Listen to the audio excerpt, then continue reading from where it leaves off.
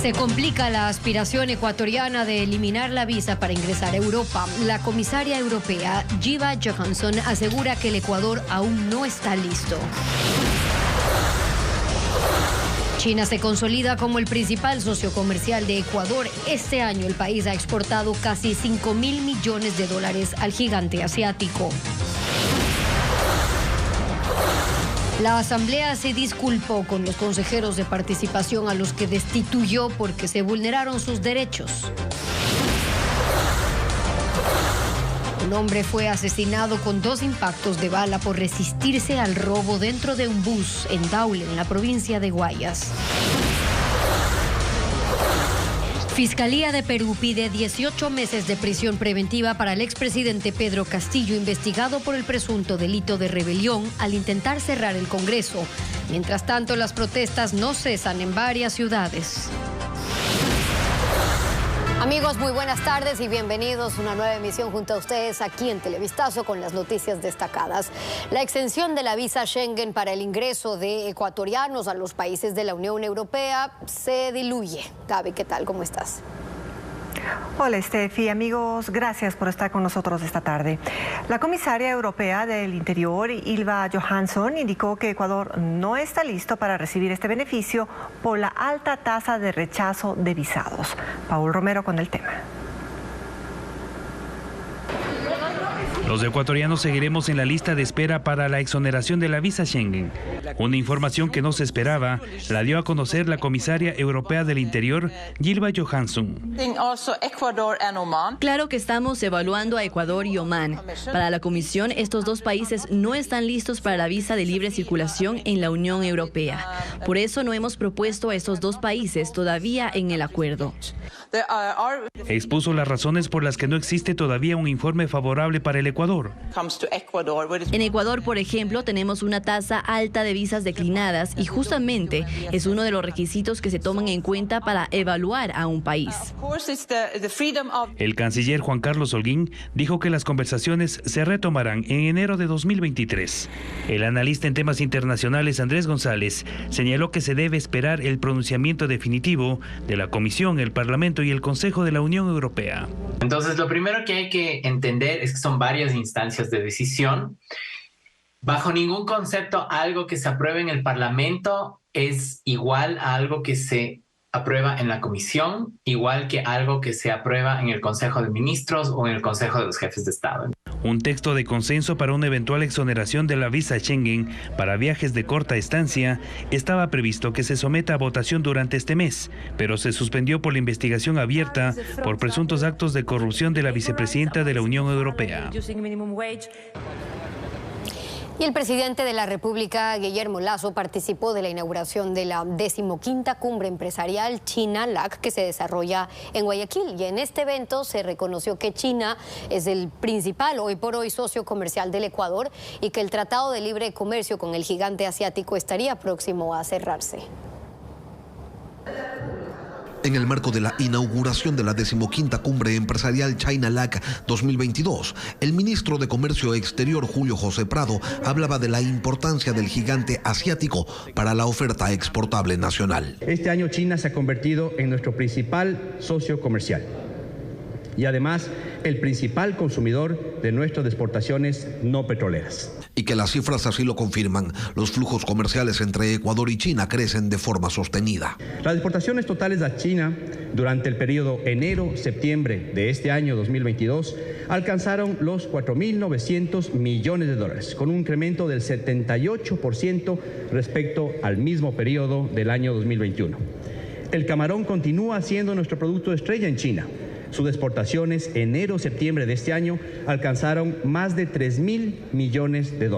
Contaron que se está negociando ya el paquete final de cierre del acuerdo comercial con ese país, que de entrada implicará un incremento de $1.000 millones en exportaciones.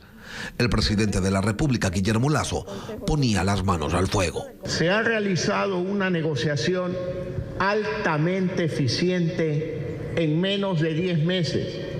Y puedo confirmar que el acuerdo está prácticamente cerrado. El Ecuador será el 4.º país en América Latina en tener un TLC con la China. Y ante los temores que existen en sectores locales por la avalancha de productos chinos que podrían llegar al país, se indicaba que hay sectores que quedan al margen de la negociación para evitar su colapso.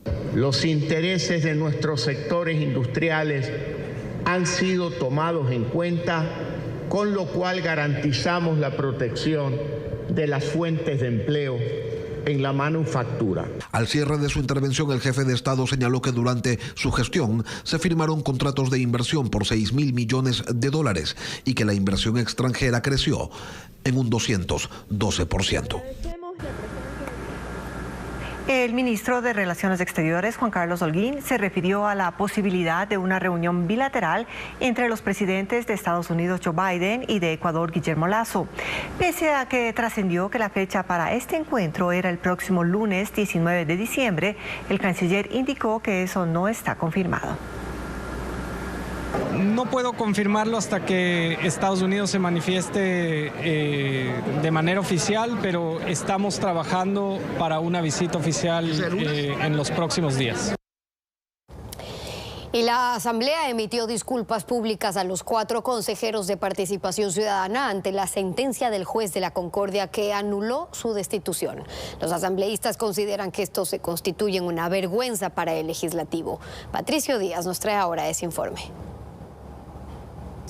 El mensaje fue dispuesto por el presidente de la Asamblea desde la noche de este martes en la página web del organismo y dice: en cumplimiento de lo dispuesto en la sentencia de acción de protección, la Asamblea Nacional del Ecuador presenta disculpas públicas a los ciudadanos Gabriel Ibed Estupiñán Gómez, María Fernanda Rivadeneira Cusco, Francisco Lorenzo Bravo Macías y Hernán Stalin Ulloa Ordóñez, consejeras y consejeros del Consejo de Participación Ciudadana y Control Social, por la vulneración de sus derechos. En este malestar de que tenemos que vernos obligados a publicar una supuesta disculpa pública respecto de unos funcionarios destituidos. No. Sin embargo, vuelvo a insistir, jurídicamente hablando, por más irrita que sea la sentencia, hay que darle cumplimiento. Salvador Quispe asegura que se le advirtió a la mayoría legislativa de la consecuencia de sus decisiones. Que es una vergüenza para la Asamblea Nacional que tengamos que estar pidiendo disculpas, todos por errores de unos pocos. Y aún faltan partes de la sentencia por cumplir, como la placa que deberá instalarse al ingreso de la Asamblea.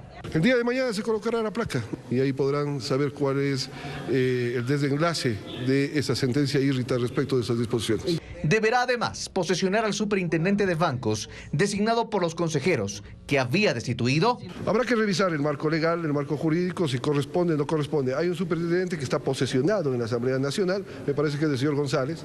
El presidente de la Asamblea exigió al juez de la Concordia que remita la sentencia formal para que continúe el trámite de la apelación, pues desde hace una semana no la envía a las partes. El gobierno argentino analizará la decisión de Ecuador de negar el salvoconducto a la exministra del Correísmo sentenciada por corrupción, María de los Ángeles Duarte, luego de que se le otorgó asilo diplomático. Y este no es el único caso en el que el Estado ha tomado esa decisión. Lo hizo el propio gobierno de Correa al director de Diario El Universo. Fabiola Santana nos cuenta más detalles. La exministra del Correísmo, María de los Ángeles Duarte, permanecerá por tiempo indefinido en la residencia de la Embajada Argentina en Quito, tras la negativa ecuatoriana de entregarle un salvoconducto. El canciller ecuatoriano afirmó este miércoles que es una resolución irrevocable debido a la sentencia ejecutoriada en su contra por corrupción. Para el diplomático Mauricio Gándara, la decisión de Ecuador es legítima. Porque estaría yéndose contra el sistema judicial ecuatoriano si es que el gobierno del Ecuador concediera el asilo. Lo que podría afectar las relaciones bilaterales. Sin embargo, este martes, en un encuentro entre el vicecanciller Luis Vallas y el embajador argentino Gabriel Fuchs, este último aclaró que no se utilizó el término ultimátum a Ecuador para viabilizar la ejecución del asilo y acordaron mantener las relaciones cotidianas entre ambas naciones. Y el hecho de que se hayan retractado, que no han empleado la palabra ultimátum, sino que es interpretación de la prensa, eso ya suaviza las cosas. Ahora los expertos de la Consejería Legal de la Cancillería de Argentina analizarán la respuesta ecuatoriana, mientras que ella seguirá en la casa diplomática con una pena que no prescribe.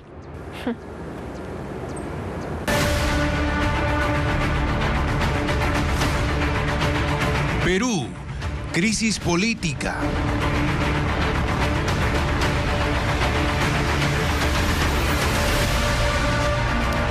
La Fiscalía peruana pide 18 meses de prisión preventiva para el expresidente Pedro Castillo, investigado por el presunto delito de rebelión al intentar cerrar el Congreso en un acto que fue calificado como un golpe de Estado y por el que fue destituido la semana pasada. Castillo podría quedar preso mientras se resuelve su posible enjuiciamiento a nivel de Corte Suprema. Desde la noche del martes hasta esta madrugada se han producido nuevos disturbios en la capital peruana.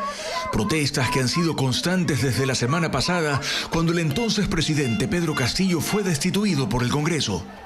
Las manifestaciones se extienden también en el sureste del país hasta la frontera con Bolivia, donde grupos indígenas aymaras cortan el paso en carreteras, bloqueos que se han repetido en otras 20 zonas, por lo que el gobierno ha declarado al sistema vial en emergencia. Mientras tanto, el exmandatario, preso en una instalación de la Dirección de Operaciones Especiales, está sometido a lo que decida la justicia sobre si queda o no detenido hasta por 1 año y medio, dado que la Fiscalía solicitó la prisión preventiva por ese tiempo, mientras opera una investigación y un posible juicio por rebelión y conspiración.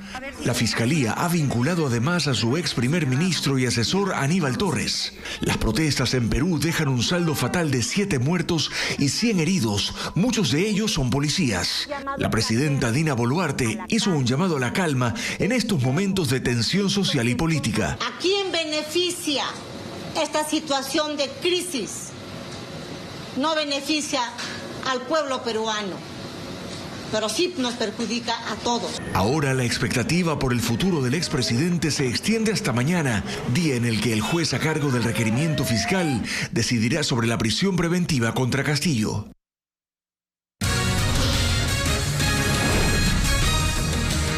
Aquí hacemos una pausa y al regresar, nueva polémica alrededor del sistema de transporte aéreo suspendido Aerovía que conecta a Guayaquil y Durán. Para los inversionistas extranjeros no sería un negocio rentable y piden un arbitraje internacional. Además, es baja la afluencia de personas que utilizan este sistema.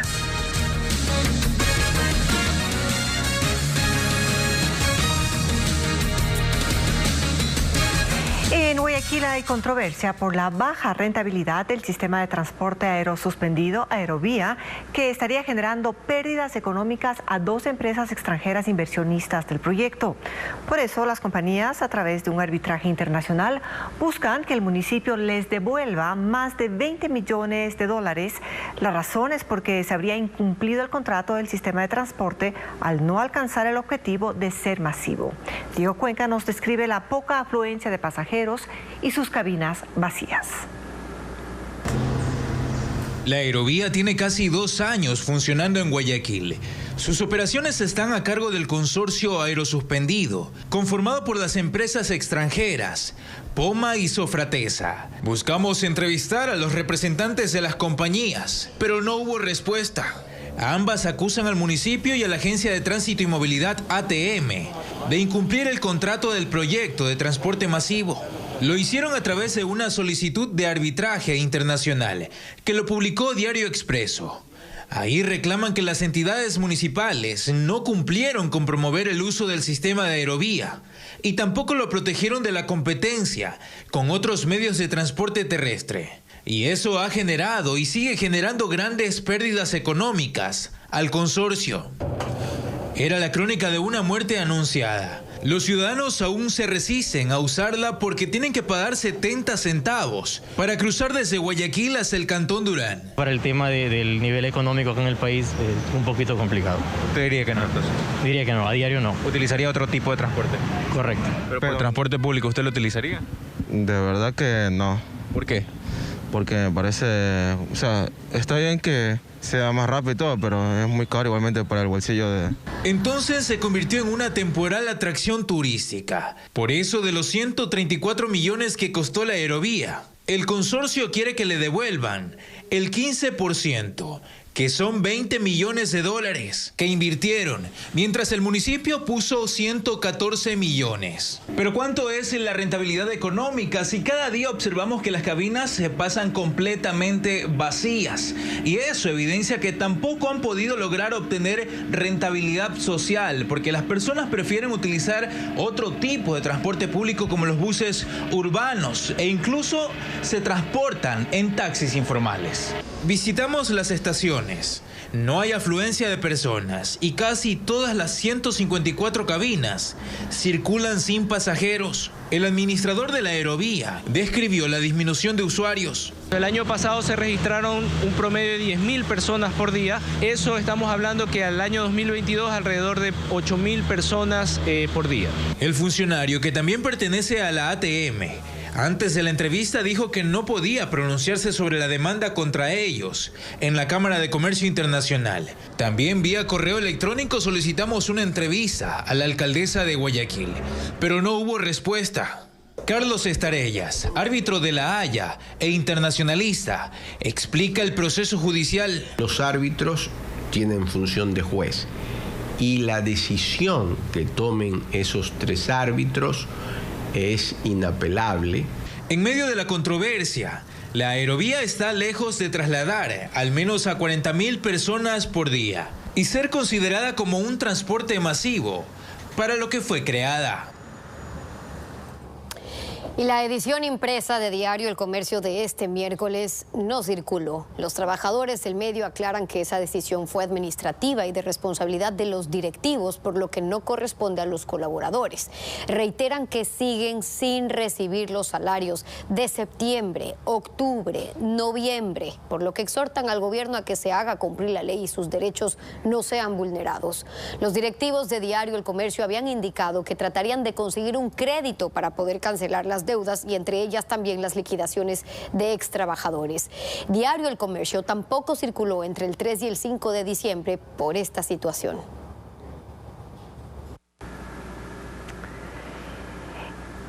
En la Casa de Justicia de Quito se realiza la audiencia para vincular al teniente de policía Alfonso Camacho al proceso penal por el femicidio de María Belén Bernal. Vamos enseguida al lugar con Jacqueline Rodas. Jackie, cuéntanos si ya hay alguna decisión por parte del juez justamente sobre este tema. Jackie.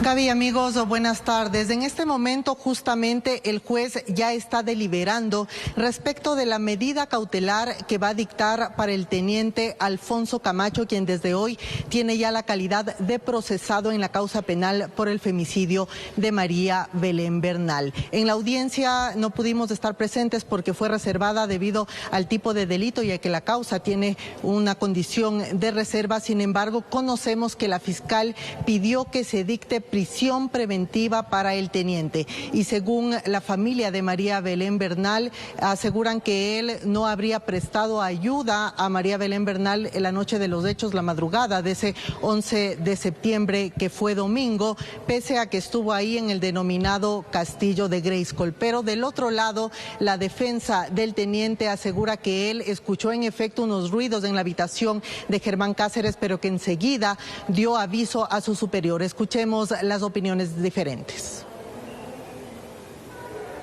Y él golpea la puerta y abre, porque no estaba con seguro, abre y saca su cabecita. ¿Y qué es lo que ve? Por 3 segundos a 2 personas de manera vertical en la cama. Se incorpora un poco el teniente y le dice: lárgate, si no quieres tener problemas, cierra la puerta y ándate. Él cierra la puerta, se va a su habitación e inmediatamente tenemos el registro de la llamada a la 1:21 de la mañana del día 11, en la que él se comunica con su superior, el teniente Pillajo, y le informa de una situación inusual, no de un delito, de una situación inusual que estaba pasando, porque él no escucha nada más. Si él hubiera auxiliado a mi hija, otra historia estuviéramos acá. Él es un miembro de la policía, que la obligatoriedad es prestar auxilio. Sin embargo, ¿qué es lo que ha hecho él? Se retractó, dio un paso atrás y no ayudó. Solo escuchó lo que Germán Cáceres le ordenó.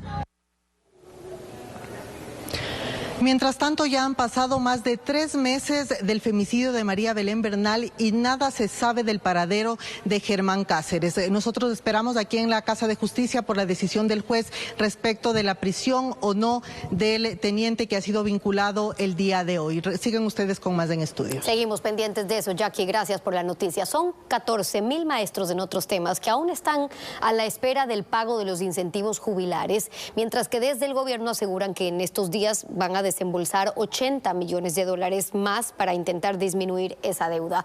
Pero además hay preocupación de ex docentes que deberían estar recibiendo estos rubros mediante bonos.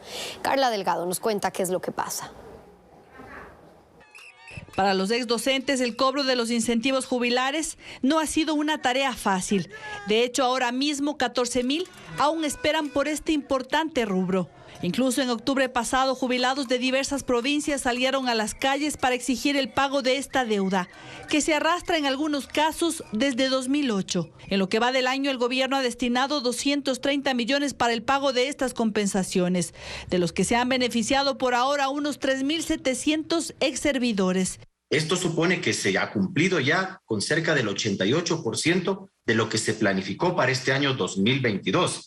Lo que hay que tener en consideración es que este cronograma de pagos terminará cuando finalice el año. Y aunque desde la Coordinadora Nacional de Maestros Jubilados no desconocen este pago, señalan que no es suficiente frente a la gran cantidad de maestros que esperan y los que por estos días se acogerán al retiro. De tal manera que luego en el siguiente año, que se jubilan 3,000 más con los del 2022, vuelve nuevamente la misma cantidad, es decir, no se soluciona la situación de los maestros jubilados. Pero además les preocupa que el gobierno en octubre se comprometió a pagar un rubro adicional de 50 millones, que por ahora señalan no se ha cancelado. Esperemos que esto se cumpla, que determinaría pagar a unos 1,000 maestros más. A lo que el viceministro respondió: hay que solicitar un informe a la Secretaría Nacional de Planificación para hacer un proyecto de arrastre. El incentivo jubilar es un bono que se recibe en el sector público por los años trabajados.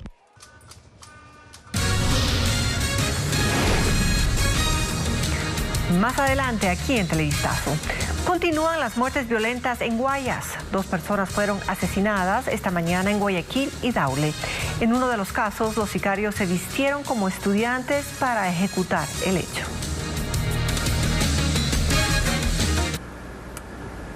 Seguimos con más información. 4 personas fueron asesinadas por sicarios en la provincia de Santa Elena. 3 de las víctimas fueron baleadas anoche y hoy en la mañana, cuando la policía informaba de la captura de un sospechoso. Hubo un nuevo ataque que dejó un muerto. Escucharon más de 15 disparos. Por este sector nadie habla de otra cosa.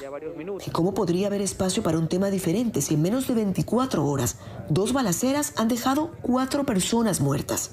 El primer tiroteo fue anoche.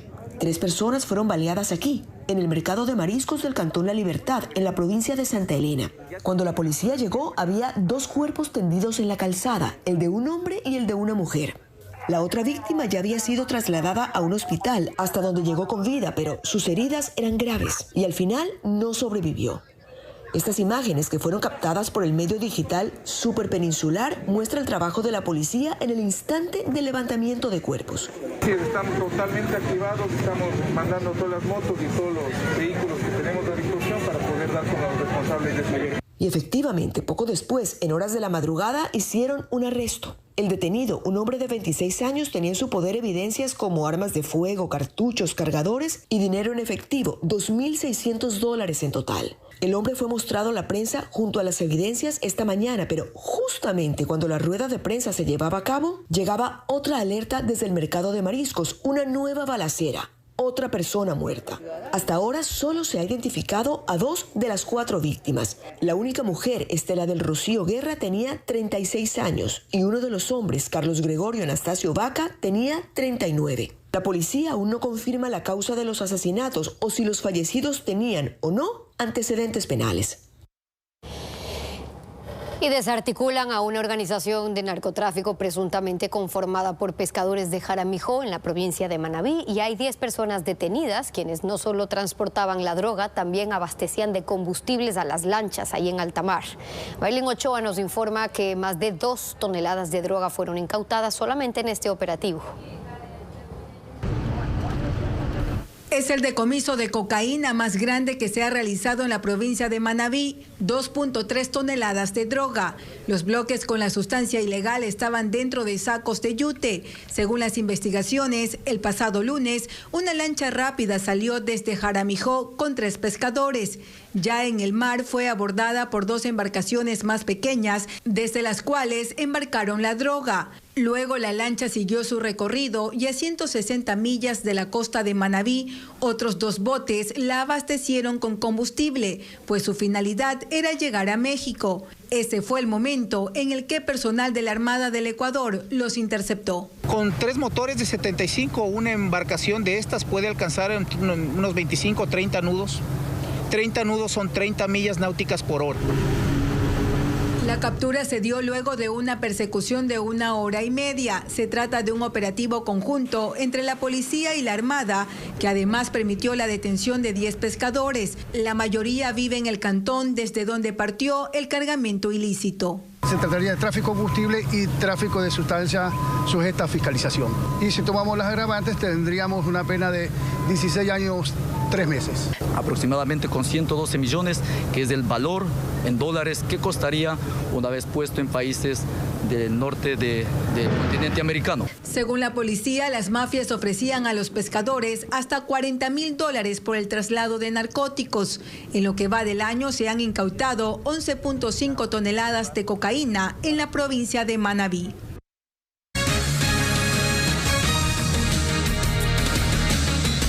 Guayaquil y Daule amanecieron con crímenes que cobraron la vida de 2 personas. Uno de los casos ocurrió en un bus urbano donde un hombre fue asesinado a tiros por delincuentes que asaltaban a los pasajeros.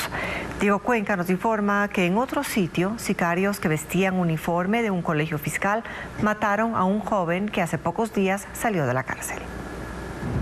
Uno de los crímenes ocurrió en ese bus urbano de la cooperativa Pascuales. Delincuentes asesinaron a tiros a un hombre de 45 años que no se dejó robar su dinero. El asalto se reportó mientras el vehículo circulaba por la parroquia La Aurora del cantón Daule en Guayas. Dicho bus se trasladaba y fue intervenido por varios antisociales que al momento de intentar despojarlo de sus pertenencias, pues habrían arremetido contra la integridad del ciudadano. El conductor del transporte público, alarmado por el ataque, trasladó a la víctima hasta la estación del Cuerpo de Bomberos en La Puntilla, en San Borondón. Pero ahí los paramédicos confirmaron la muerte del hombre. La víctima iba a trabajar como albañil y dejó a 4 menores de edad en la orfandad. Mientras que en el sector Nueva Prosperina noroeste de Guayaquil, un hombre de 31 años murió luego de que sicarios vestidos con uniforme de un colegio fiscal, a bordo de motos, le dispararon en 10 ocasiones. La señora esposa nos indicó que la semana pasada este señor sale de la penitenciaría. Él tiene 2 detenciones por tráfico de sustancias sujetas a fiscalización. El crimen ocurrió por la disputa de territorio para el microtráfico en el distrito Nueva Prosperina, una zona del noroeste de Guayaquil, donde se contabilizan más de 320 asesinatos en lo que va del año. Y decenas de tumbas han sido profanadas en un cementerio de Guaranda, y los familiares de los fallecidos, cuyos restos desaparecieron, decidieron encadenar la puerta de acceso al Camposanto en una señal de protesta hasta que se puedan investigar estos casos. María Gabriela Carpio nos cuenta. No ha sido una, ni 2, sino muchas las tumbas profanadas. O al menos eso es lo que dicen los habitantes de la parroquia de Guanujo, en la ciudad de Guaranda. Bóvedas destruidas e incluso un féretro abandonado es lo que se evidencia al interior del cementerio de esta población. Carmen quedó consternada tras enterarse que los restos de su madre fueron sustraídos. Esta profanación del sepulcro de mi madre nos ha dolido muchísimo. La profanación tiene un objetivo de vender el cuerpo, pero para que se realice este acto macabro existen cómplices y encubridores. Y dicen que esto no es de ahora, sino de siempre, que ya están cansados del robo de osamentas en este lugar. Ya no queremos más profanaciones de tumbas. Desde hace años se viene viendo esto y el desorden también. No es justo de que se siga continuando, que se siga con los mismos problemas, que cantidad de féretros se han llevado. Es un dolor, como yo estoy pasando. Muchas familias lloraron, lamentaron. Esta situación los obligó a protestar y cerrar con cadenas las puertas del cementerio de forma temporal. Luego de hacerlo, caminaron hasta los exteriores de la catedral. Ahí le entregaron las llaves al sacerdote, quien hizo una aclaración. Cuando las personas, las familias vienen a pedir que se les asigne un sitio, se los asigna para que den sepultura. Pero clarito dice ahí, resulta que no tenemos la competencia ni sanitaria ni de vigilancia. Ellos ahora solo esperan que las autoridades investiguen estos casos, en un intento por hacer respetar la memoria de sus familiares fallecidos, quienes no pudieron descansar en paz. Y un mortal accidente de tránsito se registró esta mañana en una carretera de Guayas. Video aficionados lograron grabar a los dos camiones destruidos tras el impacto frontal en la vía El Aromo Naranjal. El ECU 911 confirmó que los dos choferes de los vehículos pesados fallecieron por este choque. Este accidente ocurrió poco antes de las 9 de la mañana y una hora después fue habilitado el paso vehicular por un solo carril debido al retiro de los camiones. Así lo informó la Comisión de Tránsito del Ecuador.